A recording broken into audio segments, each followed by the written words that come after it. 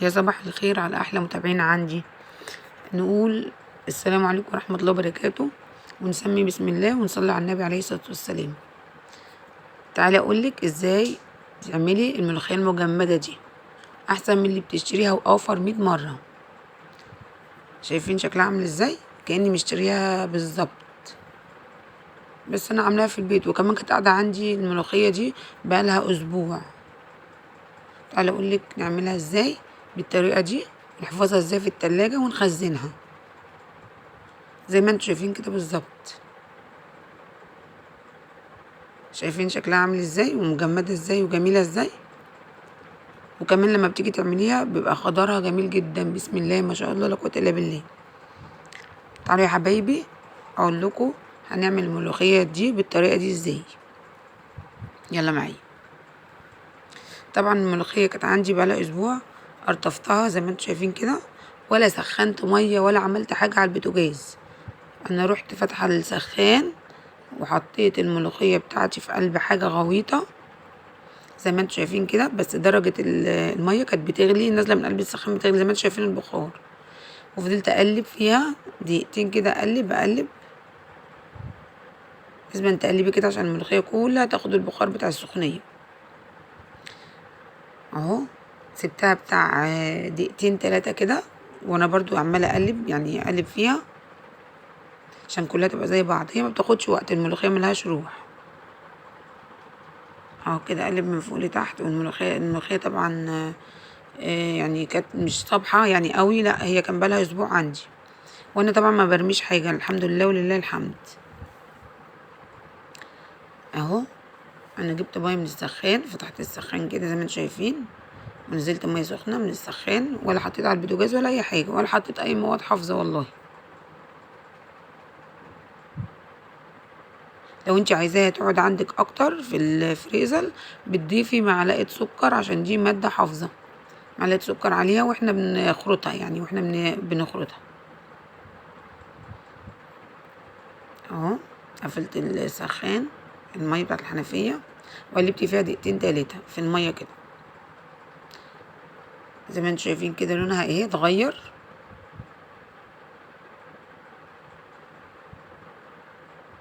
اهو لون الملوخية اتغير طبعا من المية السخنة. هي بتخضر على فكرة اكتر، يعني هي بتخضر بتبقى شكلها جميل كده واخضر اكتر، حتى لو هي بايتة، حتى لو الورق بتاعها دبلان. طبعا هنا اكون جايبه ميه ساقعه، جبت ازازه كده فيها تلج من عندي من التلاجة، وميه ساقعه في قلبي، يعني دي تلج بميه. نزلت كده برضو الحاجه الغويطه دي، الطاسه الغويطه او الانجر الغويط بتاعك ده، وانزل بقى بالملوخيه بعد ما صفيتها من الميه السخنه. انزل بيها كده وانا بنزل بالميه الساقعه برضو. هي الملوخيه لما تتحط في ميه سخنه يعني بتبقى قليله، مش بتبقى كتيره. الكميه اللي انت تبقي شايفاها عايشه وكتير دي بتبقى قليله لما بتيجي تتحفظ كده. نزلت بالميه الساقعه تلج كده، وكنت محضره مصفى وتحتيها حاجه عشان تصفي الميه بتاعت الملوخيه، وهبتدي ان انا اطلع الملوخيه في قلب المصفى. اهو زي ما انتم شايفين كده حبيب قلبي. كل حاجه نعملها في البيت، ليه نشتري مجمد من بره لما في البيت بيبقى اكتر وازود، ويعني زياده كمان في الكميه؟ ليه نروح نشتري بالغالي لما ممكن نعمل حاجه رخيصه ونستخدمها كذا مره، يبقى فيه اكتر وفيه اوفر، وكمان تبقى موجوده عندك في اي وقت حبيتي تعملي ملوخيه تطلعي من التلاجة وتعملي. زي ما انتم شايفين كده بنصفي مع بعض الميه. هنصفيها هنا، حتى لو مصفتهاش كويس انت بتحطيها في المصفى التانية البلاستيك دي، وهي طبعا الميه اللي فيها بتتصفى كلها تماما.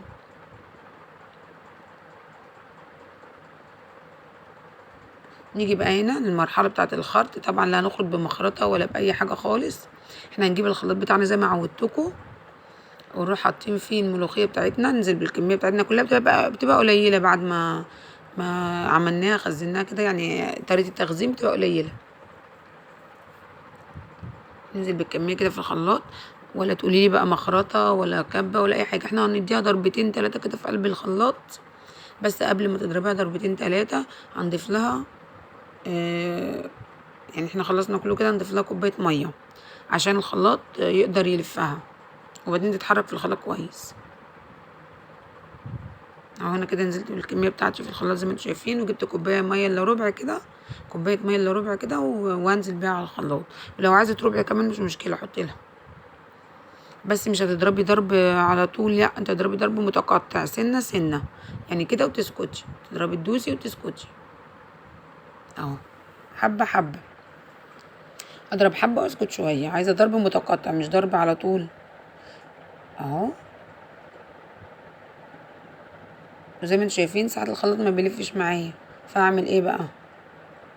اروح فاتحه الغطا بتاع الخلاط، واجيب معلقه او سكينه او حاجه، واروح ملففه الملوخيه كده جوه الخلاط، احركها كده حبتين وارجع اقفل تاني زي ما انتم شايفين، وارجع اقفل تاني اهو.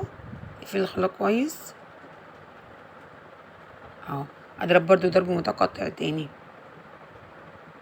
لو ما لفتش صبوري عليها شويه، ولا الخلاط تاني اهو. زي ما انتم شايفين يا حبايبي، كل حاجة ست بيت شاطرة تقدر تعملها في البيت، لأن الزمن اللي احنا فيه زمن غلا وكوم، والواحد مش عارف يعمل ايه.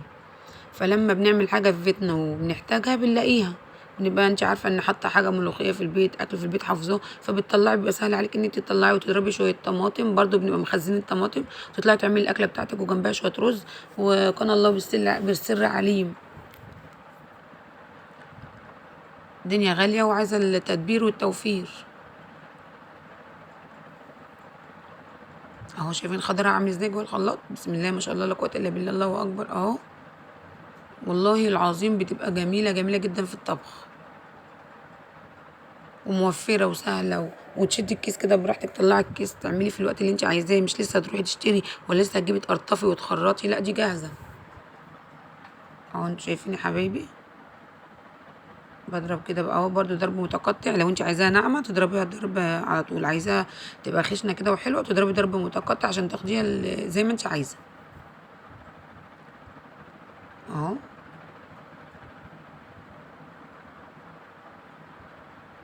ضربناها بقى كده خالص لغايه ما عيطت، وقالت ان الله حق برضو. كتر الضرب اي حاجه عندي بضربها. شايفين؟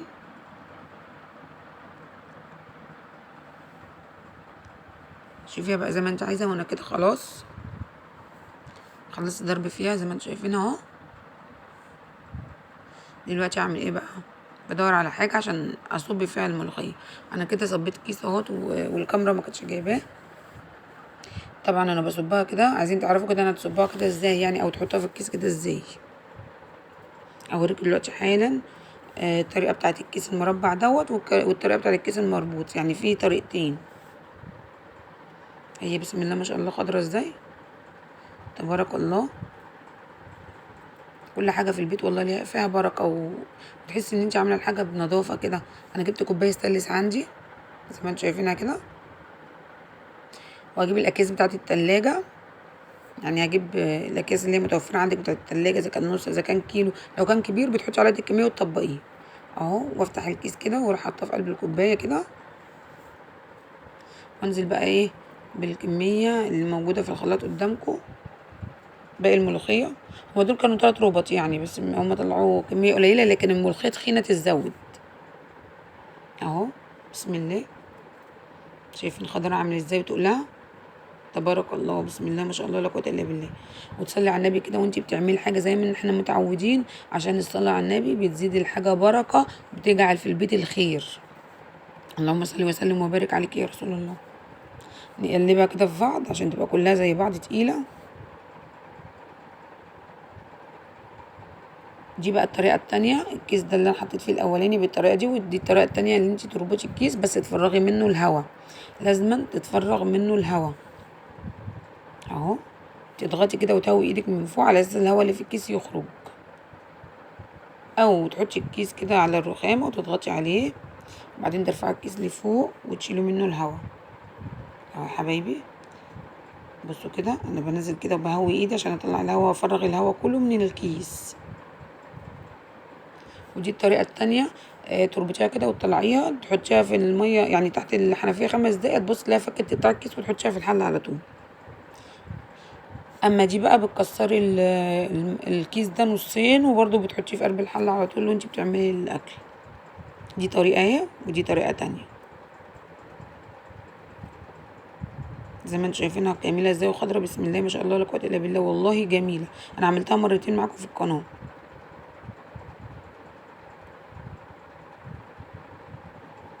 اهو طريقتين هم، عايزاكي بقى دعوه حلوه منك كده